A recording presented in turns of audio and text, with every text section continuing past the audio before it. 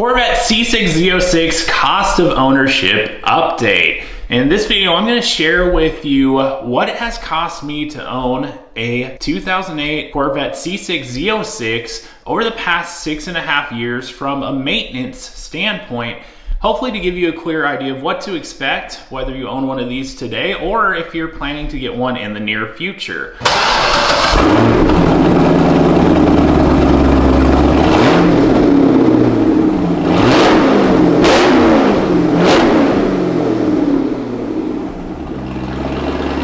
And if you're new to the channel, welcome. If you get value out of it, I might share some more car content here in the future. It's been a while since I made a video, but nonetheless, if you would like to see more, make sure you're subscribed. That's all I ask. Now, that being said, I made a video about 3.5 years ago with the cost of ownership update 3 years into my journey. It's been another 3.5 years, so we're effectively updating it. I'll keep it short and sweet here, but for some history, I acquired my 2008 Corvette Z06, that's Jetstream Blue, back in July of 2017. As of January 2024, it's been 6.5 years. At the time I acquired it, it had about 37,000 miles, clean history. I was the third owner technically. The first owner had it a very short period of time, literally a couple months. And I believe that he was an elderly gentleman who enjoyed it, but wanted something more comfortable. So as I understand it, he traded in after a couple months, 1,000 miles or so on a CTS-V. And so second owner acquired it and had it up until the point where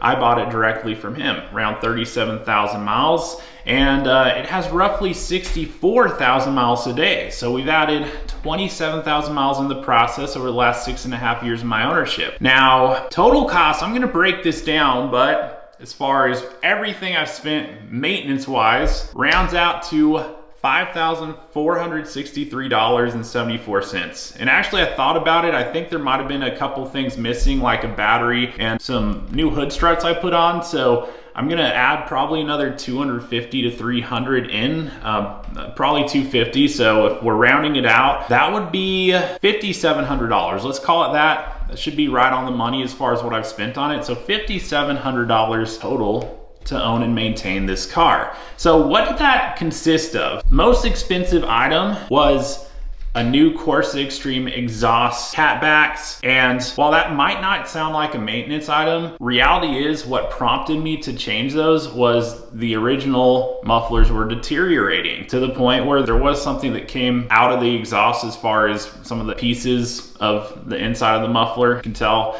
how knowledgeable I am about how those actually work, right? But so that's what prompted me. So while that would be a modification, I mean, I was going to have to do something about the mufflers. There was a way to go about it where perhaps you could use the original ones, kind of cut out the internal pieces of it. I didn't want to go about that. I really wanted Corsa Extremes from the get-go, and honestly, I wish I had done that a whole lot sooner because the sound is incredible. And even driving on the highway, it's actually more enjoyable because it's not as loud and in your ear at that point. So super well designed system, highly recommend it. But that was $2,200 installed. Second most expensive thing was the tires. So over the course of my 27,000 miles, I needed no less than 6 tires, and I went with Michelin's. I believe those are the best tires for regular street driving, like how I never even raced it a single time, at least over the last 6.5 years. So for my use, I like the Michelin's, really great feel and driving experience. I put a set of 4 on pretty early on in my ownership, 40-something thousand miles, and then about 15,000 later, the fronts needed replacement because the tread was pretty worn down. The fronts wear quicker on these cars than the backs do. So backs are actually still going strong after, I don't know, probably 20,000 miles. Have to double check that, but yeah, so put new fronts on after about 15,000, but all in 6 tires, $1,850 mounted. I did a check recently and the price on those has definitely gone up. So, I mean, I did a set of 4, I think for something like $1,100. I don't think you can get a set of 4 Michelins for $1,100 anymore. I mean, maybe if you know somewhere, I'd like to know where you could possibly do that for a new set. But third most expensive item was the oil filter changes, and so oil filters and clutch fluid. I did the clutch fluid regularly as well, you know, as far as just taking the old fluid out, putting some new one in, keeping it fresh. But all of those, about every 3,000 miles thereabouts, $1,150 total. That was over the course of 27,000 miles. And for me, at least, the oil changes were less around 2017 than they are now. So they've gone up a little bit, as has a lot of things that I've seen. So, but yeah, 1,150 all in on the fluid changes and new batteries. So I'm accounting for 2 here. Again, I think there might have been a third one that I didn't account for, but the thing was, one of them was replaced, at least one of them was replaced under warranty. I think the battery fell early or something of that nature, but I've got 500 on batteries, about 250 each. The proper batteries for this car is not the least costly of all batteries, FYI. Fortunately, it's not the most difficult to replace. I mean, some might argue that, but reality is I've seen other cars like Porsche Cayennes, for instance, that's a whole nother animal on the batteries. This is relatively easy to access, get out and get back in. So it's in the you know, rear hatch, FYI. But that was a total, like I said, $500 accounting for a couple batteries. And I think one of them I had replaced elsewhere, but the other I replaced myself. So pretty simple enough, at least for me. Now, that being said, what I didn't account for in the expenses is the upcoming maintenance needs, because at this point in time, 64,000 miles, I'll be honest, it's due for some stuff. So on the immediate horizon, I need new really brakes all around, and rotors. I mean, the rotors are pretty worn, the pads are pretty worn down as well, so it's at a time it really needs those.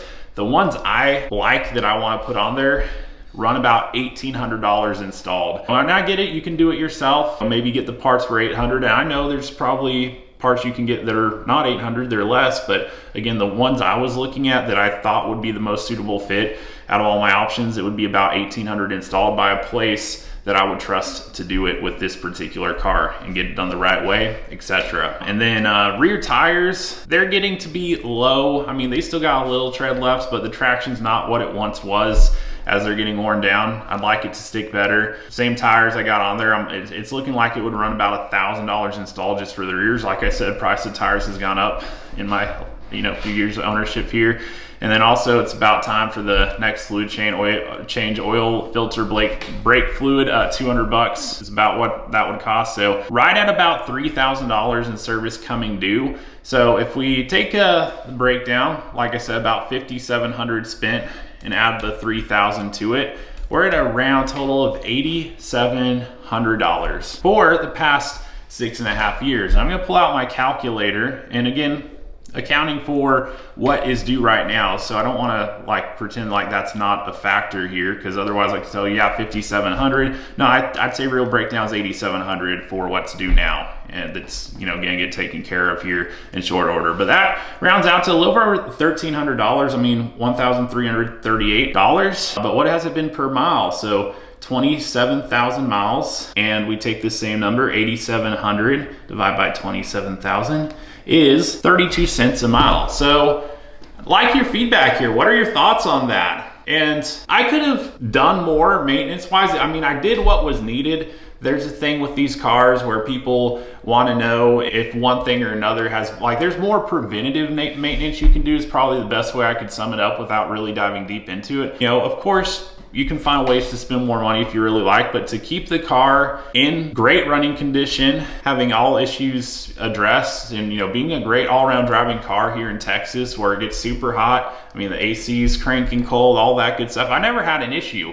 I mean, bottom line is, it's been regular maintenance all throughout this process. It's been a great experience ownership-wise, but I'd be curious to hear your feedback. Do those numbers, as far as what the maintenance costs were, do they come as a surprise? Were they higher than expected or lower? But again, consider the mileage, 27,000 miles. I don't think most people who own a Z06 would actually drive it 27,000 miles over 6.5 years. As crazy as that might sound. And I say that because I see other examples out there. Most of them don't have that kind of mileage they're running. That's like 4,000, a little over 4,100 miles a year is what that is. So But yeah, curious, what are your thoughts? More than expected, less than expected? Where do those numbers come in? I mean, end of the day, regular maintenance, I mean, you're going to pay for fluids. I mean, yeah, you could do it yourself. I'm not much of a do-it-yourselfer. You're gonna pay for tires, you're gonna need the brakes. Like, so literally everything I'm talking about has been regular maintenance. So drop a comment, let me know. Would be curious to hear your feedback. And last thing I noticed, I mean, obviously results can vary. I know there's other owners out there that probably had something come up that was a bigger maintenance item. For some, maybe a catastrophic issue. Nonetheless, I hope your ownership experience is a positive one if you own one of these now or in the future. It's been a phenomenal experience for me. From a maintenance standpoint, considering the time and mileage, it's probably been the best car I've owned in terms of that. I'm used to German cars. You tend to pay a little bit more beyond the regular expected maintenance for those, and it kind of is part of what you're signing up for at the end of the day. But hope you got value out of this video, and if you did, if you'd like to see more videos about cars and my experiences with them in the future, just hit that subscribe. That way you won't miss anything, and thank you for watching. I'll see you on the next video.